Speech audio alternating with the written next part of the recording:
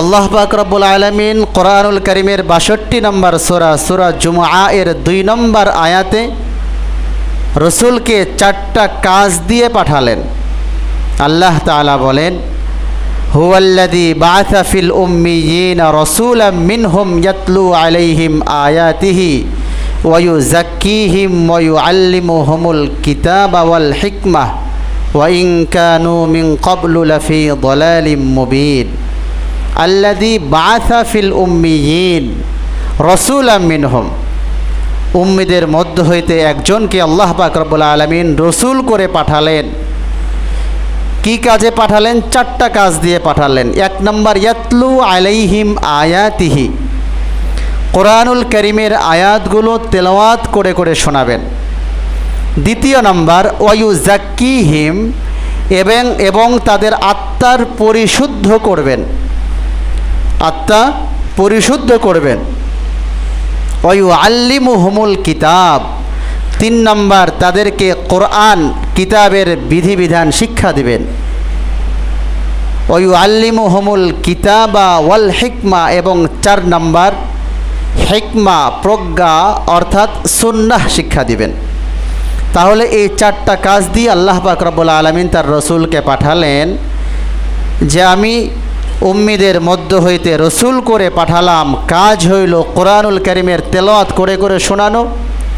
২য় নম্বর কাজ হলো ওয়ায়ুযাক্কিহিম, আত্মার পরিশুদ্ধি করা। ৩ নম্বর কাজ হলো ওয়ায়ুআল্লিমুহুমুল কিতাব, কোরআনের বিধিবিধানগুলো শিক্ষা দেওয়া। ৪ নম্বর কাজ হলো ওয়াল হিকমা, প্রজ্ঞা অর্থাৎ সুন্নাহ শিক্ষা দেওয়া, হাদিস শিক্ষা দেওয়া। এই ৪টা কাজ দিয়ে আল্লাহ পাক রব্বুল আলামিন তার রসুলকে দুনিয়ায় পাঠালেন। সবচেয়ে মজার বিষয় হচ্ছে কোরআনুল কারীমের তেলাওয়াত। এটা এত দামি একটা বিষয়, কোরআন তেলাওয়াত করা, কোরআন শ্রবণ করা, কোরআন স্পর্শ করা, কোরআনের সঙ্গে সম্পৃক্ততা অর্জন করা, কোরআনওয়ালাদেরকে ভালোবাসা, সবগুলোই ইবাদাতের মধ্যে শামিল। এবং শুধু তাই নয়, এর চেয়েও মজার বিষয় হচ্ছে আলহামদুলিল্লাহ আমাদের দারসি নিজামি এবং দেওবন্দি সিলসিলার আমাদের যে পড়াশোনার তরতিব, সর্বপ্রথম একটা বাচ্চা কোথায় আসে? মক্তবে এসে মক্তব, নাজেরা, হিফস, এই সময়গুলোতে রসুলের প্রথম যেই কাজটা কোরআন তেলাওয়াত করে শোনানো, কোরআন তেলাওয়াত করা। আমাদের বাচ্চারা এসে সর্বপ্রথম কিন্তু কোরআনের তেলাওয়াত বিশুদ্ধভাবে শিখছে। রসুলের ২য় নম্বর কাজ কি ছিল? রসুলের ২য় নম্বর কাজ ছিল ওয়ায়ুযাক্কিহিম, আত্মার পরিশুদ্ধি। আমাদের বাচ্চাদের মক্তব, নাজরা, হিফজের এই সময়টার মধ্যে আমরা ২টা কাজের দিকে লক্ষ্য রাখি। একটা হচ্ছে কোরআনুল কারীমের সিহাত, বিশুদ্ধতা, বিশুদ্ধ তিলাওয়াত, সুন্দর তিলাওয়াত, এবং ওই বাচ্চার আত্মার পরিশুদ্ধি। সে মিথ্যা বলবে না, গীবত করবে না, শিকায়েত করবে না, পরনিন্দা করবে না, গুনার মধ্যে নিজেকে লিপ্ত করবে না, আল্লাহ পাক রব্বুল আলামিনের ভয় কলিজায় জায়গা দিবে, ইসলামের বিধিবিধানগুলি আস্তে আস্তে শিখতে থাকবে। সবচেয়ে বড় কথা হচ্ছে আখলাক শিখবে, ভদ্রতা শিখবে। তাহলে রসুলের প্রথম ২ যেই কাজ, কোরআনুল কারীমের তেলাওয়াত এবং আত্মশুদ্ধি, এই ২ কাজ কিন্তু আমাদের মক্তব, হিফস, নাজরায় হয়ে যাচ্ছে। এরপরে আমাদের এই বাচ্চা যাচ্ছে কোথায়? কিতাব বিভাগে।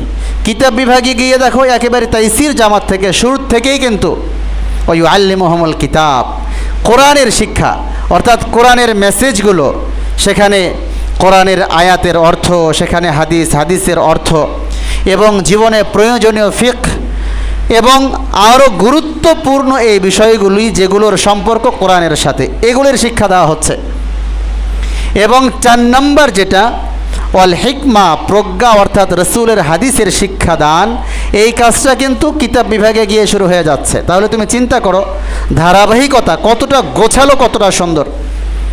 একটা বাচ্চার মক্তব থেকে শুরু করে হিফস পর্যন্ত সে কোরআনুল কারীমের তেলাওয়াত এবং আত্মশুদ্ধি যতটা হলো, এরপরে যখন সে তাইসির কিতাব বিভাগে চলে গেল, এইখান থেকে তার ওয়ায়ুআল্লিমুহুমুল কিতাব ওয়াল হিকমা, এগুলি তার শেখা শুরু হয়ে গেল।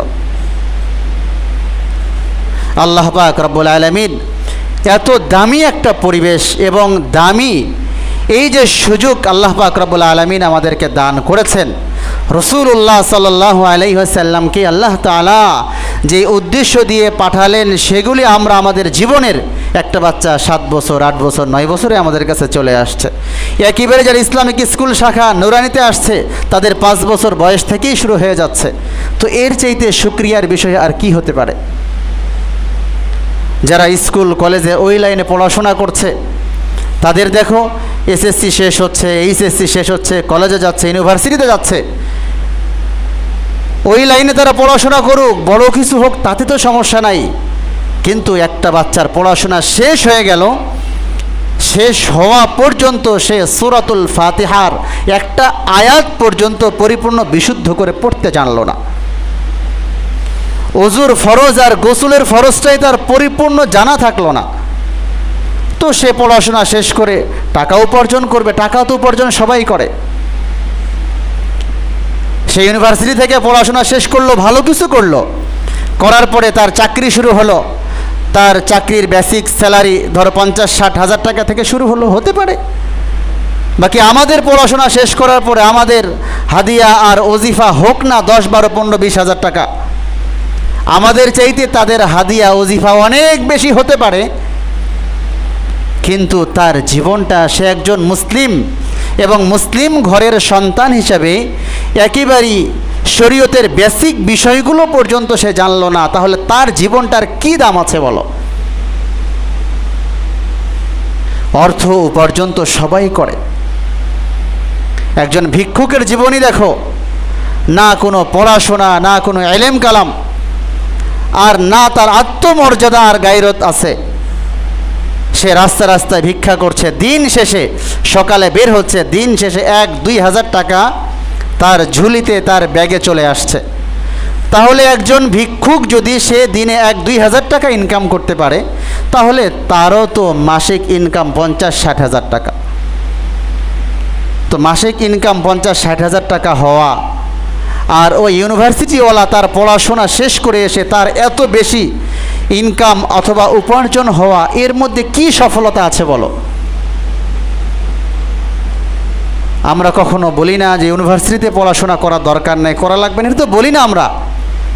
দুনিয়ার এন্তেজামা, দুনিয়ার শৃঙ্খলা ঠিক থাকার জন্য সর্ব লাইনে, সর্ব সেক্টরে পড়াশোনা হবে। সেইখান থেকে পড়াশোনা শেষ করে বের হবে, যার যার অভিজ্ঞতা, যার যার লাইনের কাজ সে করবে। কারণ আমরা যারা দ্বীনি কাজ নিয়ে আছি, আমাদের অসুস্থতা হইলে আমরা ডাক্তারের কাছে যাব, এটাই বাস্তব। আমাদের কোনো বিল্ডিং, কোনো কিছুর প্রয়োজন হলে সেই ক্ষেত্রে আমরা ইঞ্জিনিয়ারের কাছে যাব, এটাই বাস্তব।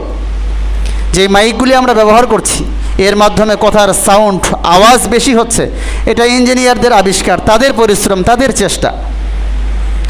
তার মানে তাদের অবদান আছে। কিন্তু দিন শেষে একজন মুসলিম ঘরের সন্তান হিসাবে যদি শরীয়তের ন্যূনতম বেসিক বিষয়গুলো জানা না থাকে, তাহলে একসময় তো দুনিয়া থেকে চলে যেতেই হবে, মারা যেতেই হবে। শুধু উপার্জনটাই, খাওয়া পরা আর আরাম আয়েশ, এতটুকুই কি জীবনের লক্ষ্য?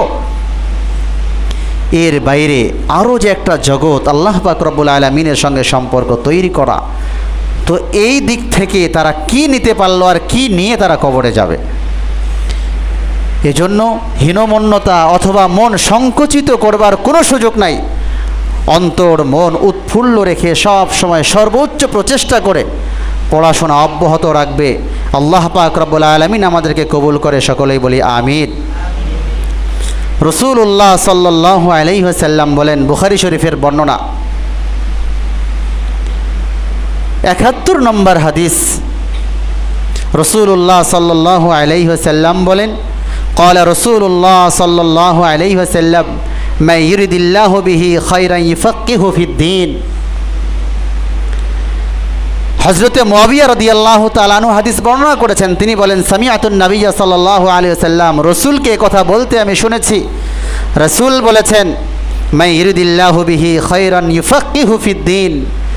আল্লাহ পাক রব্বুল আলামিন যাদের কল্যাণ চান, আল্লাহ তাআলা তাদেরকে দ্বীনি ইলম শিখার সুযোগ দান করেন। দ্বীনি ইলম আল্লাহ তাআলা তাদেরকে দান করেন, কোরআনি ইলম আল্লাহ তাআলা তাদেরকে দান করেন। বুখারীর বর্ণনা ৭১ নম্বর হাদিস। তো আল্লাহ পাক রব্বুল আলামিন সৃষ্টি করলেন, আল্লাহ তাআলা যার কল্যাণ চান তাদেরকে আল্লাহ তাআলা এমন দিনই পরিবেশে থাকার সুযোগ দেন, এমন দিনই পরিবেশে থেকে দিন ইলম অর্জনের সুযোগ আল্লাহ তাআলা তাদেরকে দান করেন। তার মানে আমরা এখানে যারা আছি, আল্লাহ পাক রব্বুল আলামিন আমাদের সবার কল্যাণ চেয়েছেন বিধায় আমাদের এখানে আসার সুযোগ হয়েছে। তো আল্লাহ আমাদের কল্যাণ চার, এর চাইতে সৌভাগ্যের বিষয় আর কি আছে? এজন্য সব সময় মনকে বড় করে যে আমি কোরআন শিখছি, শ্রেষ্ঠ গ্রন্থ শিখছি, আমি সরাসরি রসুলের আদর্শগুলোর ওপর জীবন প্রতিষ্ঠিত করার জন্য, জীবনকে পরিচালনা করার জন্য রসুলের সুন্নাহ, রসুলের আদর্শ নিয়ে আমাদের সব সময় চর্চা, আর এই বিষয়ের উপরে আমার জীবন অতিবাহিত হচ্ছে, আমার সময় ব্যয় হচ্ছে। তো এর চাইতে শুকরিয়ার বিষয় আর কি হতে পারে?